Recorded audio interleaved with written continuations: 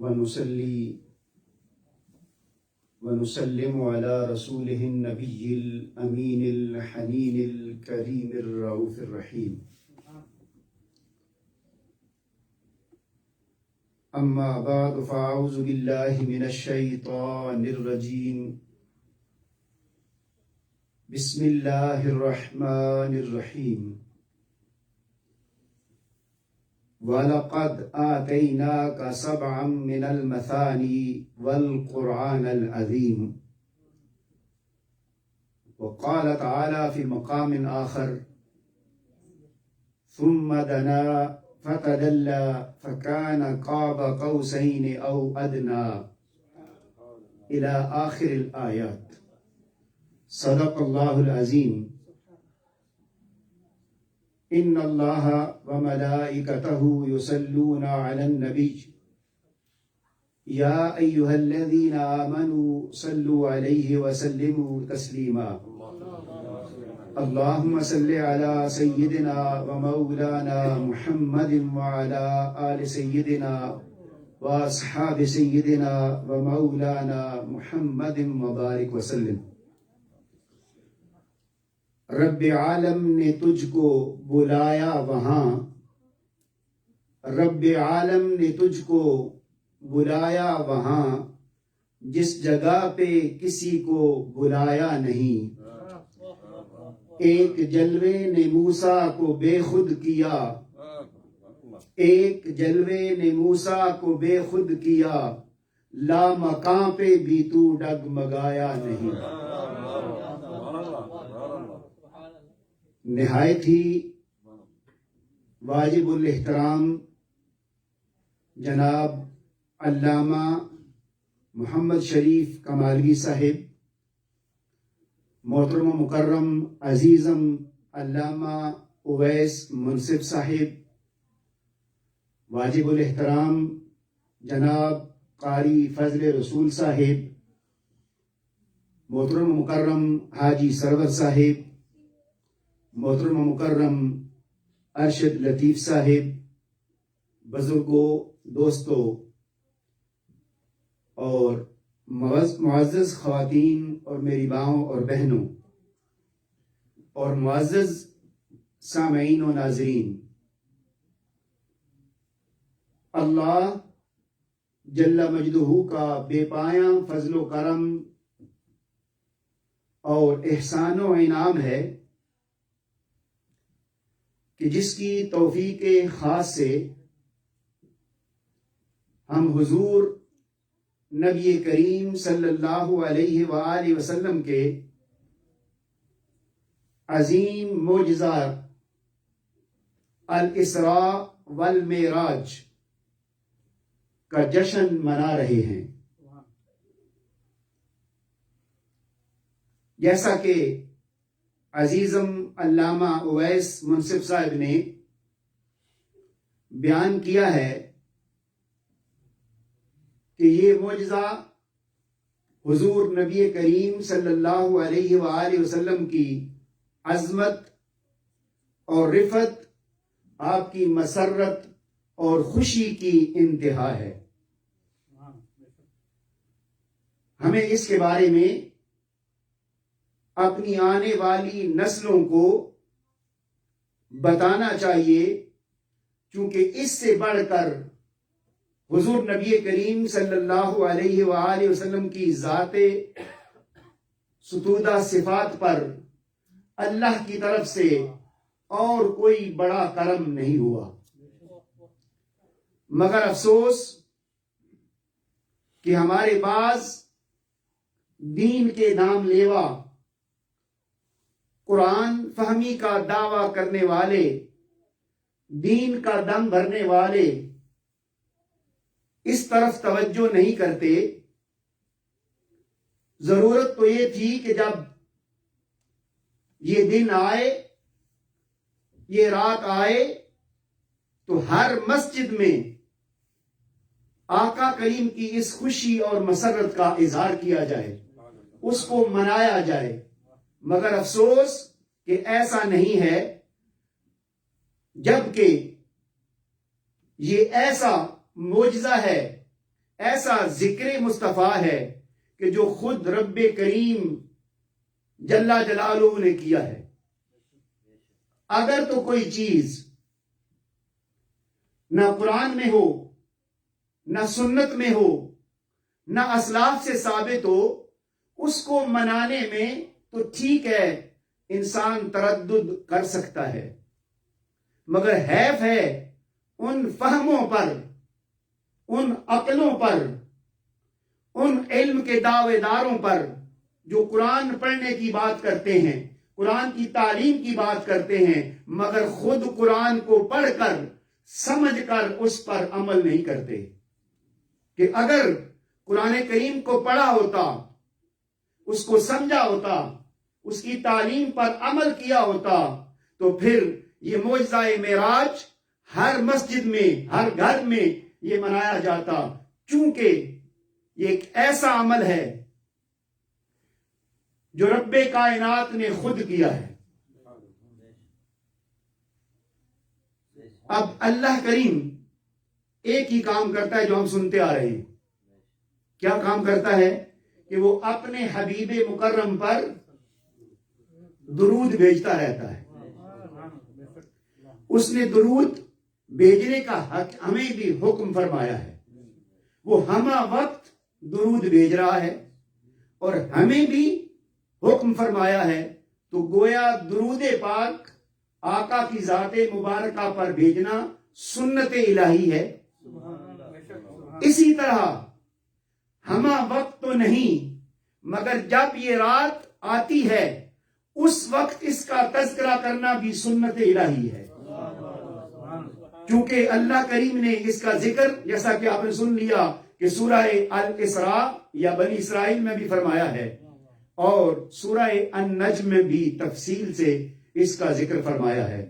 اور قرآن کریم کے بعد آقا کریم کو اللہ کریم نے بے شمار معجزات عطا فرمائے ہیں کہ جن کا ہم شمار نہیں کر سکتے.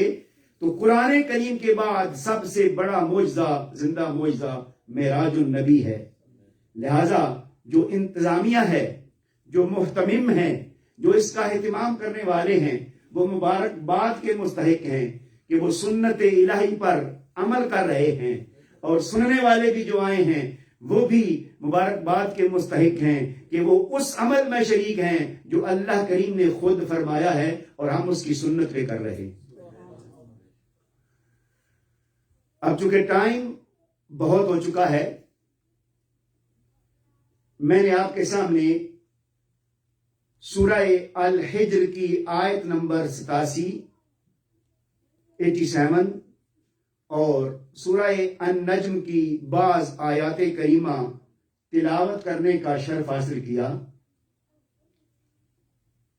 ان آیات کریمہ کی روشنی میں جو کلمات آپ کے گوش گزار کرنا چاہتا تھا اور کچھ کروں گا، ان کا موضوع ہے عظمت سیرت مصطفیٰ صلی اللہ علیہ وسلم اور دیدار خدا. اس سورہ الحجر کی آیت کریمہ ہے وَلَقَدْ آتَيْنَاكَ سَبْعًا مِّنَ الْمَثَانِي وَالْقُرْآنَ الْعَظِيمِ. اس کا ترجمہ یہ ہے، اور بے شک ہم نے آپ کو اے حبیب مکرم صلی اللہ علیہ وسلم بار بار دہرائی جانے والی 7 آیتیں یعنی سورہ فاتحہ اور بڑی عظمت والا قرآن عطا فرمایا.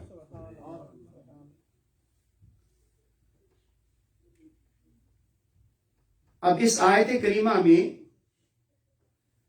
اللہ کریم نے حضور نبی کریم صلی اللہ علیہ وآلہ وسلم کو 2 چیزیں عطا فرمانے کا بیان فرمایا ہے. ایک سبعا من المثانی، سبعا من المثانی سے مراد بار بار دہرائی جانے والی آیات. اس آیت مبارکہ میں آیات کا لفظ موجود نہیں بلکہ وہ مرادی معنی ہے، اور 7 دہرائی جانے والی آیات مبارکہ سے مراد سورہ فاتحہ ہے۔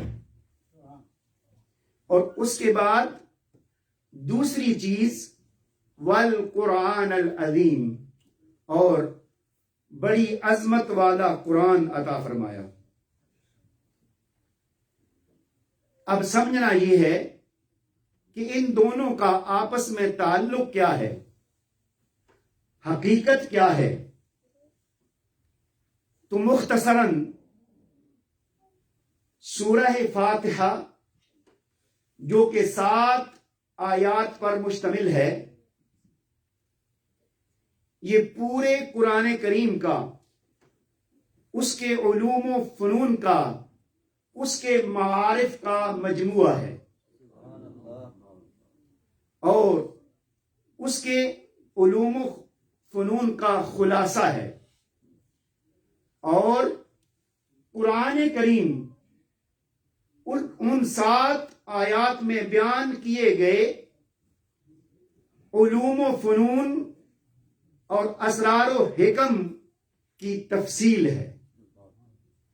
گویا سورہ فاتحہ خلاصہ ہے اور قرآن کریم اس خلاصے کی تفصیل ہے۔ تو اس سے معلوم ہوا کہ سورہ فاتحہ حجم میں بہت چھوٹی صورت ہے، 7 آیات پر مشتمل ہے، لیکن یہ مصدر و سرچشمہ ہے معارف قرآن کا، مضامین قرآن کا، مفاہیم قرآن کا، لطائف قرآن کا، دقائق قرآن کا، خواص قرآن کا، الغرض جتنے بھی علوم ہیں ان تمام کا خلاصہ سورہ فاتحہ ہے۔ اب جن لطائف، حقائق اور معارف کا خلاصہ سورہ فاتحہ ہے، انہی کی تفصیل پورا قرآن کریم ہے۔ اب دونوں کا تعلق کیا ہوا کہ اللہ کریم نے اپنے کلام پاک میں یہ عطا فرمانے کا ذکر فرمایا۔ اب قرآن کریم ہم سب کو یہ معلوم ہے کہ یہ اللہ تعالی کا کلام ہے، پتہ ہے نا سب کو کہ اللہ تعالی کا کلام ہے، اور کلام جو ہوتا ہے وہ اپنے متکلم کی صفت ہوتا ہے۔ کیا ہوتا ہے؟ کلام اپنے متکلم کی صفت ہے۔ تو گویا پورا قرآن کریم اللہ تعالی کی صفات کا جو اجمال کی تفصیل ہے وہ قرآن کریم ہے، یعنی اللہ کریم کی ساری صفات قرآن کریم ہے، اور اللہ کی تمام صفات کا مجموعہ اور خلاصہ وہ سورہ فاتحہ میں ہے۔ تو مولا، اب سوال یہ ہے کہ کبھی کسی نے یہ کہا کہ سورہ فاتحہ قرآن کا حصہ نہیں ہے؟ جب سورہ فاتحہ قرآن کریم کا حصہ ہے اور قرآن کریم ہے، تو مولا ان کو الگ ذکر کرنے کی کیا ضرورت تھی؟ آپ اگر یہ فرما رہے ہیں کہ میرے حبیب ہم نے آپ کو قرآن عطا کیا، تو اس قرآن میں سورہ فاتحہ بھی آ گئی اور قرآن پورا آ گیا، لیکن اس آیت کریمہ میں اللہ کریم نے بطور خاص سورہ فاتحہ کو الگ بیان فرمایا کہ یہ عطا فرمائی میرے حبیب آپ کو، اور قرآن الگ بیان فرمایا۔ اب اس کی وجہ کیا ہے؟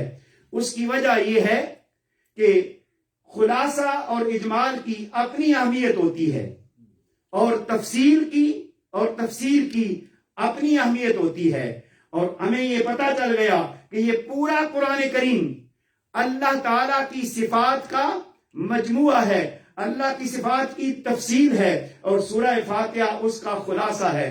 تو گویا بتانا یہ مقصود ہے کہ میرے حبیب میں نے تمہیں سورہ فاتحہ کی شکل میں اپنی صفات کا خلاصہ عطا کر کے، قرآن کریم کی شکل میں اپنی صفات کی تفسیر عطا کر کے، تیرے حسن و جمال کو، تیرے حسن و کمال کو وہ مقام و مرتبہ عطا کیا ہے، وہ حسن عطا کیا ہے کہ اب جس نے میرے حسن کا اجمال دیکھنا ہو، میرے حسن کا خلاصہ دیکھنا ہو، وہ بھی میرے مصطفیٰ کو دیکھ لے، جس نے میرے حسن کی تفسیر دیکھنی ہو وہ بھی میرے مصطفیٰ کو دیکھ لے۔ نعرہ تکبیر، نعرہ رسالت، نعرہ حیدری۔ اس لیے اللہ کریم نے اس کو دونوں کو الگ الگ بیان فرمایا۔ اب دیکھنا یہ ہے کہ وہ کون سی صفات ہیں جن کا اللہ کریم نے اپنے محبوب کو عطا فرمانے کا بیان کیا ہے۔ اللہ تعالیٰ کی وہ 7 بنیادی صفات ہیں، اور وہ صفات کیا ہیں؟ اللہ تعالیٰ کی نمبر 1 صفت حیات ہے، دوسری صفت علم ہے، تیسری صفت ارادہ ہے، چوتھی صفت قدرت ہے، اس کے بعد صفت سمع ہے، اس کے بعد صفت بصر ہے، اس کے بعد صفت کلام ہے۔ تو اللہ کریم نے یہ فرمایا کہ میرے محبوب، ہم نے آپ کو وَلَقَدْ آتَيْنَاكَ سَبْعًا مِنَ الْمَثَانِي، ہم نے آپ کو 7 دہرائی جانے والی آیات بار بار عطا کی، مقرر عطا کی۔ گویا اللہ کریم نے اپنی ان صفات کا فیض اپنے حبیب مکرم کو بار بار عطا فرمایا۔ اب بار بار کیوں عطا فرمایا؟ اس لیے کہ سیرت یک بارگی ایک دن نہیں بنتی، بلکہ اس کو بنانے کے لیے، اس کو سنوارنے کے لیے، اس کو کمال عطا کرنے کے لیے، اس کو عظمت تک پہنچانے کے لیے بہت ٹائم لگتا ہے، اور ایک کام بار بار کرنا پڑتا ہے۔ تو اللہ کریم نے اپنے حبیب مکرم کو ان 7 آیات کی شکل میں اپنی ساری صفات کا فیض بار بار عطا فرمایا، تاکہ حضور نبی کریم صلی اللہ علیہ وسلم کو ثبات حاصل ہو جائے، استحکام حاصل ہو جائے، استقامت نصیب ہو جائے، اور اللہ کریم نے آپ کی سیرت تعمیر کرنی شروع کی۔ اور اس طریقے سے اللہ کریم نے اپنے حبیب مکرم کی سیرت کو تعمیر فرمایا۔ اب یہ 7 آیات ہیں، ان کا فیض 7 بار بار عطا فرمایا۔ اگر ہم غور کریں، میں نے بات چونکہ علمی شروع کر دی، عزیزم نے خلاصہ آپ کو دے دیا تھا، اس لیے میں نے کہا تھوڑا سا ہٹ کر میں بات کر دیتا ہوں۔ 7 فیض عطا فرمائے، 7 صفات کا فیض عطا فرمایا۔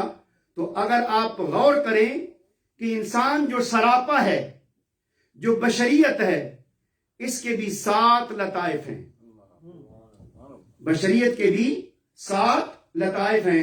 اب وہ لطائف کیا ہیں؟ وہ یہ ہے کہ انسان کی طبیعت ہے، اس میں اس طبیعت، اس کے بعد اس کا نفس ہے، اس کا قلب ہے، اس کا روح ہے، اس کا سر ہے، اس کا خفی ہے، اس کا اخفا ہے۔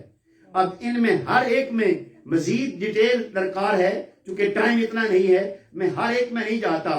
تو اللہ کریم نے چونکہ بشریت کے بھی 7 لطائف تھے، اور یہ تیاری ہو رہی ہے کس کی؟ جس کے لیے ہم آج جمع ہوئے ہیں، یہ اس کے لیے، اس وقت کے لیے، اس مرحلے کے لیے، دیدار کروانے کے لیے یہ تیاری اللہ کریم شروع سے فرما رہے ہیں کہ اپنے محبوب کی سیرت اس حد تک بنا دی، اس حد تک عظمت دے دی کہ آقا کریم کے جو 7 لطائف ہیں، طبیعت، اس کے اندر میلان ہے، اس کے اندر رجحان ہے، اس کا اپنا ذوق ہے، نفس کے اپنے خصائص ہیں۔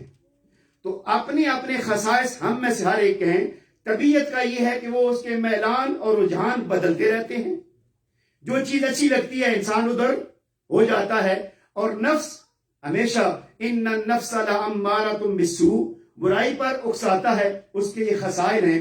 تو اسی طرح جو سارے لطائف ہیں، اللہ کریم نے اپنے حبیب کریم کو ان سارے لطائف کو 7 بار فیض عطا کر کے طبیعت کے میلان کو تبدیل کر دیا، نفس کے خصائص کو تبدیل کر دیا، قلب کے اطوار کو تبدیل کر دیا، روح کے انوار کو تبدیل کر دیا، ذہن کے احوال کو بدل دیا، خفی کے اسرار کو بدل دیا اور اخفا کے مقامات کو تبدیل کر دیا۔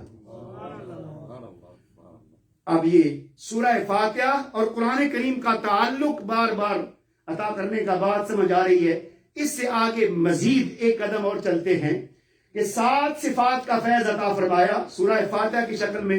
انسان کے لطائف بھی 7 ہیں۔ اسی طرح خلاصتاً جن لوگوں کا تعلق قرآن کریم سے ہے، جن لوگوں کا تعلق میڈیکل سے ہے یا جن کی کچھ سوجھ بوجھ ہے، وہ بھی اس بات کی تائید کریں گے کہ تخلیق بشری کے بھی 7 مراحل ہیں۔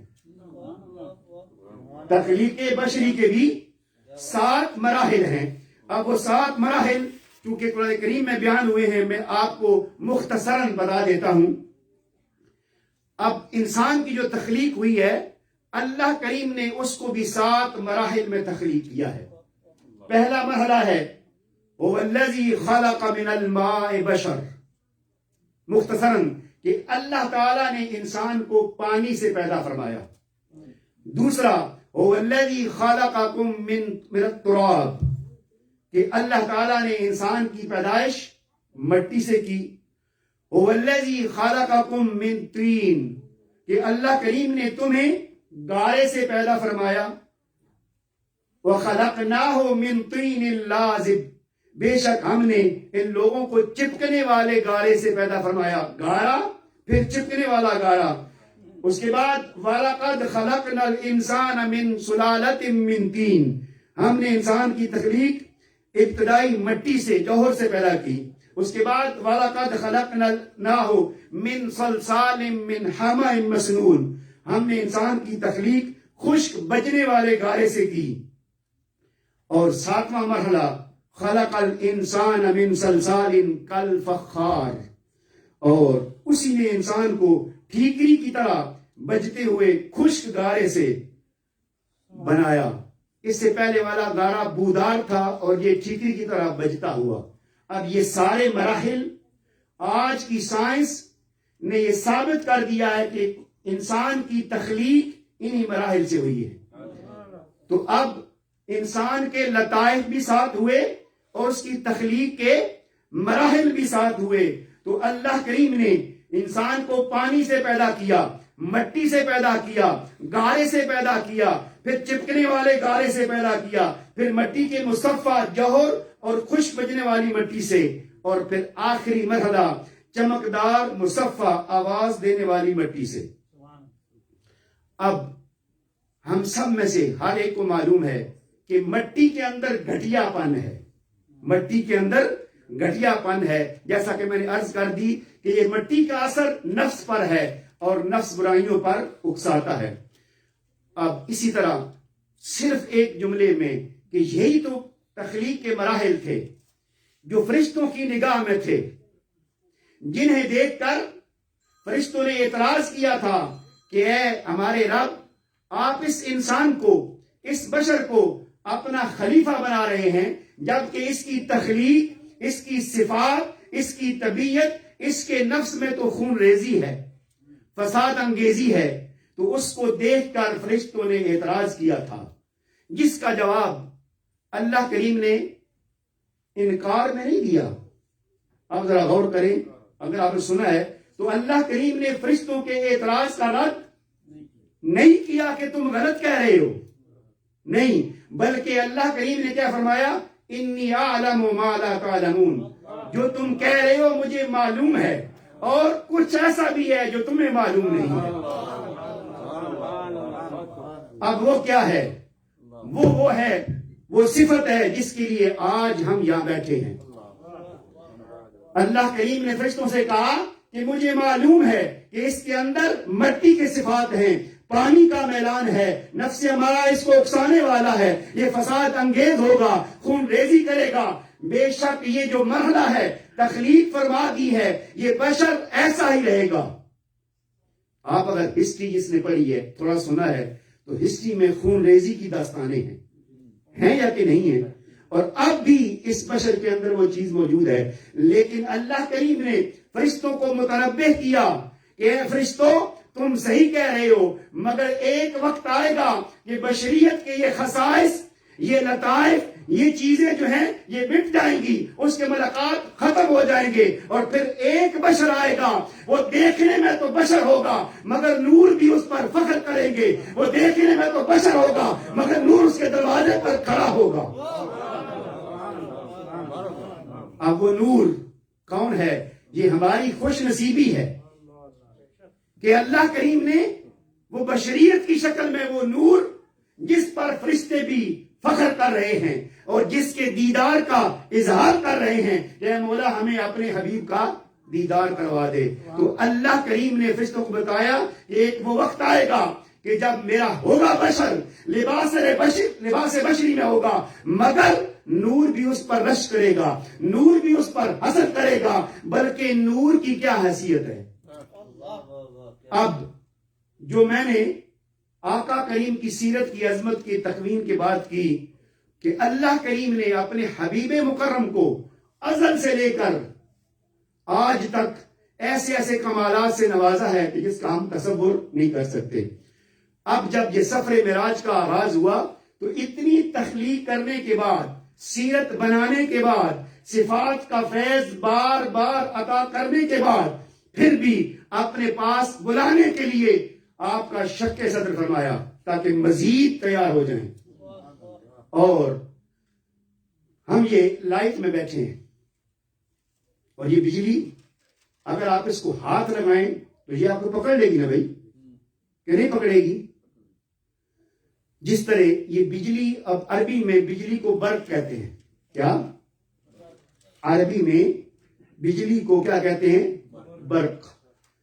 اور برق کی جمع براق ہے، اور براق جمع جو ہے عربی میں دو پر اطلاق نہیں ہوتا. عربی میں جمع کا اطلاق کم از کم 3 سے لے کر لا نہایا انتہا تک ہوتا ہے. تو جو آقا کریم کو اس دنیا سے، اس زمین سے عرش معلیٰ کی طرف، بیت المقدس کی طرف لے جانے کے لیے سواری لائی گئی، وہ کیا ہے؟ براق. اگر آپ کے اندر بشری خصائل موجود ہوتے، بشری صفات موجود ہوتی، تو آپ براق پر سوار ہی نہیں ہو سکتے. کیونکہ اگر عام بندہ بجلی کو ہاتھ لگائے تو وہ جل جاتا ہے، تو براق پر سوار ہونا آسان ہے. گویا معراج کی ابتدا سے ہی یہ اللہ کریم نے بتا دیا کہ میرا محبوب عام نہیں ہے، اس کے سامنے نور بھی سرفگن ہے. اب یہ براق نور کا ہے اور برق سے بنا ہوا ہے، پھر اس پر آپ نے سواری فرمائی، وہ آپ نے سن رکھا ہے. اب جب یہ فرشتوں نے اعتراض کیا تو اللہ کریم فرمایا کہ تمہیں معلوم نہیں ہے، ایک وہ وقت آئے. اب ہم ادھر چلتے ہیں، پھر وہی بات، میں ساتھ پر قائم ہوں. اب اس طرح سفر معراج آپ نے سن رکھا ہے، سنتے رہتے ہیں. اور سورہ النجم کی آیت کریمہ جو میں نے تلاوت کی، ثم دنا فتدلی، ثم دنا فتدلی. اب اصل میں جو بھی قرآن کریم سے محبت کرتا ہے، اس کو ڈوب کر پڑھتا ہے، اس کا مطالعہ کرتا ہے، یہ قرآن کریم اس کو فیض دیتا ہے. اب جو میں ان آیات کے حوالے سے کلمات آپ کے گوش گزار کرنا چاہتا ہوں، اس میں سے کچھ کیے ہیں. یہ تفسیر قبلہ حضور شیخ الاسلام پروفیسر ڈاکٹر محمد طاہر القادری مدد اللہ العالی نے کی ہے، یہ کتابوں میں آپ کو نہیں ملے گی. اب یہاں پر جب اللہ کریم نے آپ کی سیرت کو استوار کیا، سیرت کی تشکیل فرمائی، سیرت کی تکوین فرمائی، تو تکوین فرما کر آپ کو اعلیٰ مقام پر فائز فرما دیا کہ اب براق لینے کے لیے آیا ہے اور آپ براق پر سوار ہیں. ابھی یہ زمین پر ہیں. اب جب آسمان کی طرف، سدرۃ المنتہا کی طرف سفر شروع ہوا تو اب آپ کو یہ معلوم ہے کہ نور نیچے رہ گیا. جس طرح عزیزم نے کہا کہ اگر نور ہونا کمال ہوتا تو جبریل امین کبھی بھی آقا کریم کا ساتھ نہ چھوڑتے بلکہ خود ساتھ لے کر جاتے۔ اس سے پتہ چلا کہ آقا کریم کی نورانیت اس نور سے، ان فرشتوں سے کئی گنا اعلیٰ اور غیر فاہم ہے۔ اب یہاں پر جو اللہ کریم نے اپنے حبیب مکرم کو اپنے پاس بلا کر جو فیض عطا فرمایا وہ بھی 7 قسم کا ہے۔ 7 آیات بار بار عطا کی، آپ کی سیرت کی تعمیر فرمائی، آپ کی سیرت کی تشکیل فرمائی، تشکیل فرما کر اس لمحے کے لیے، اس دن کے لیے تیار فرمایا، اور تیار فرما کر جب محبوب کو اپنے پاس فرمایا، بلایا، تو وہاں پر جا کر بھی 7 طرح کا فیض عطا فرمایا۔ پہلا فیض تھا ثم دنا فتدلی فکان قاب قوسین، تو پہلا فیض اللہ کریم نے دنا کی صورت میں آپ کو عطا فرمایا، اور دوسرا فیض فتدلی کی شکل میں آپ کو عطا فرمایا، اور تیسرا فیض مزید قریب کر کے فکان قاب قوسین او ادنا پر بٹھا کر عطا فرمایا، اور پھر او ادنا فرما کر قربت کی حد بٹھا کر چوتھا فیض عطا فرمایا، اور پھر دنیا ختم کرتے ہوئے فرمایا فَأَوْحَا إِلَىٰ عَبْدِهِ مَا أَوْحَا، کہ اللہ کریم نے اپنے مقرب بندے کو، جو کہ آپ نے سن لیا ہے کہ عام بندہ نہیں، خاص بندے کو وحی کی۔ اب اس مقام پر سارے فرق مٹ گئے، صرف ایک فرق باقی رہ گیا، وہ معبود تھا اور یہ اب تھا۔ اب اس کے بعد آگے جو فیض عطا فرمایا چھتا ما کذب الفؤاد ما رآ، جو بحث ہوتی ہے کہ آپ نے اللہ تعالیٰ کا دیدار کیا یا کہ نہیں کیا۔ قرآن بول بول کے کہہ رہا ہے ما کذب الفؤاد ما رآ، کہ جو آپ نے دیکھا اس کو دل نے جھٹلایا نہیں ہے۔ اس کا مطلب یہ ہے کہ آپ اللہ کا دیدار کر رہے ہیں، اور دل چونکہ وہ ترقی پا پا کر صفات کا فیض لے لے کر اس مقام تک پہنچ چکا ہے کہ وہ جھٹلا نہیں رہا، اس کو قبول کر رہا ہے۔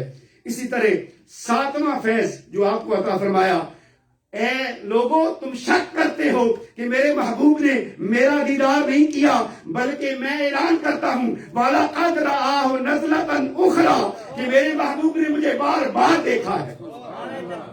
نعرہ رسالت، نعرہ حیدری۔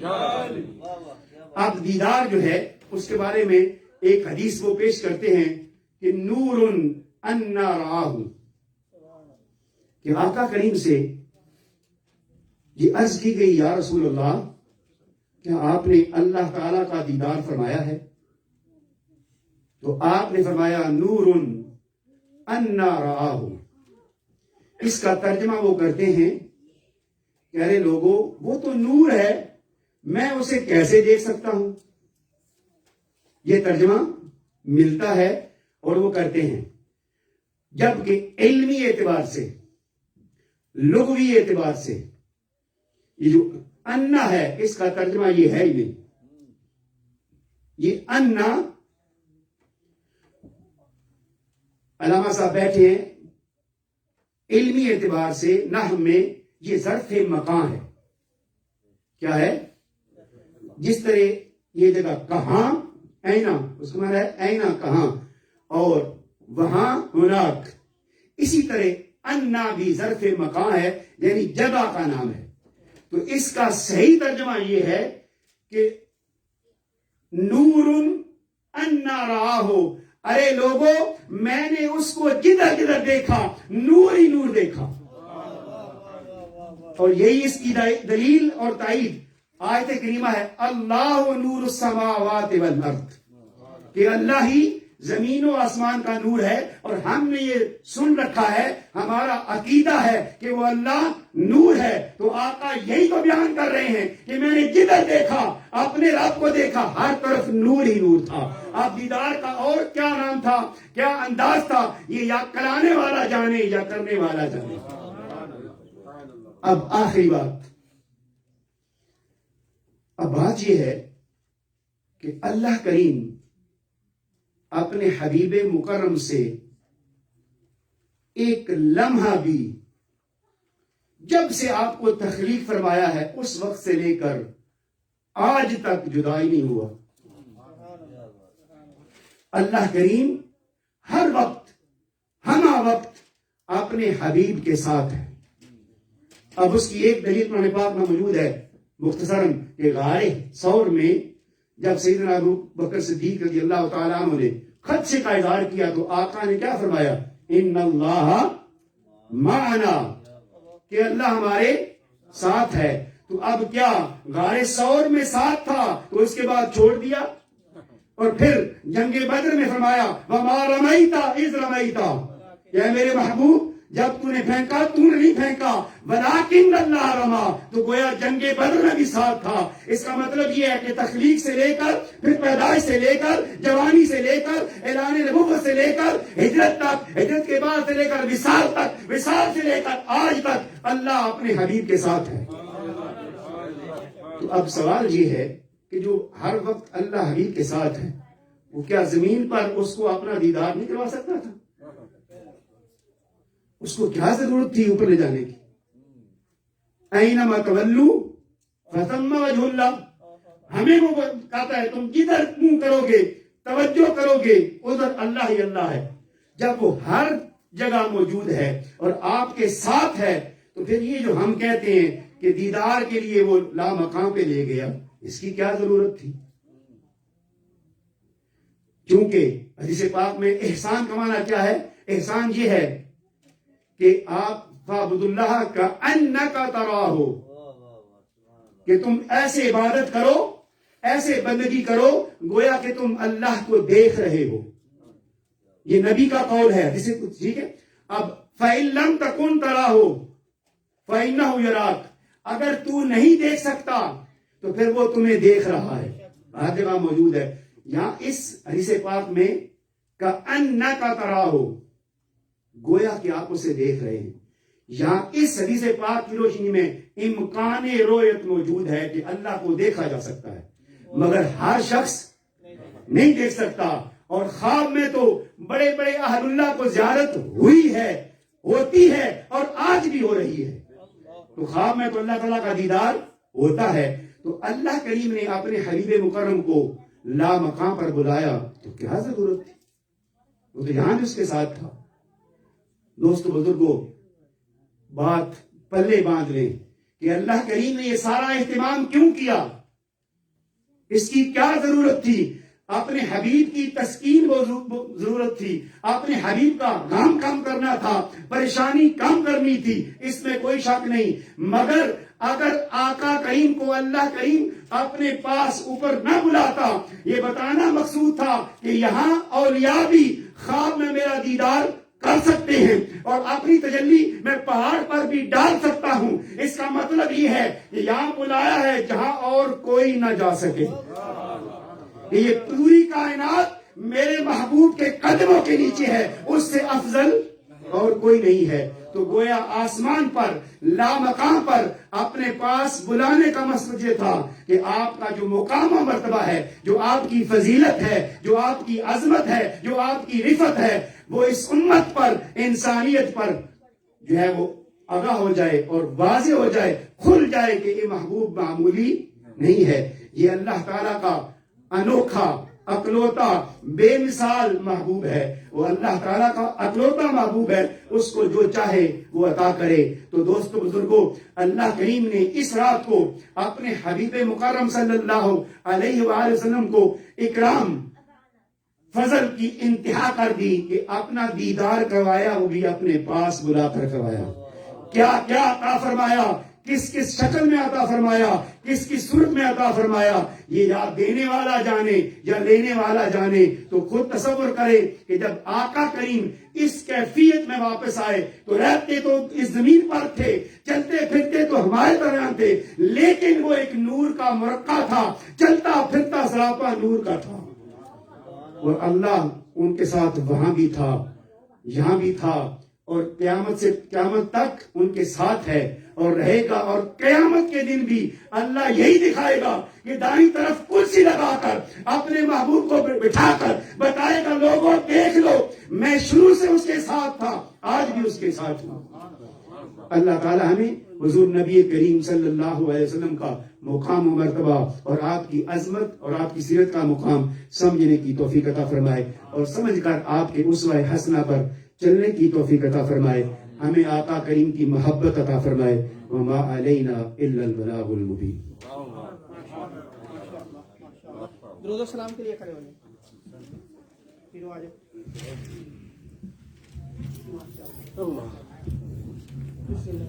مصطفیٰ جانے رحمت لاکھوں سلام شمع حسن ہدایت پہ، لاکھوں سلام وقت گزرا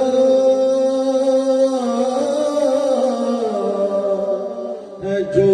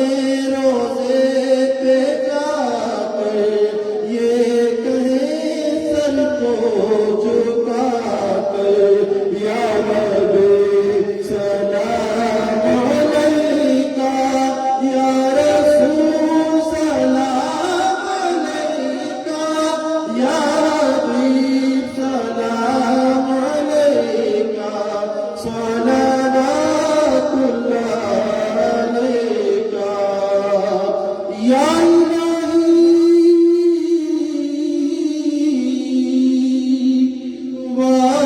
واسطہ سفر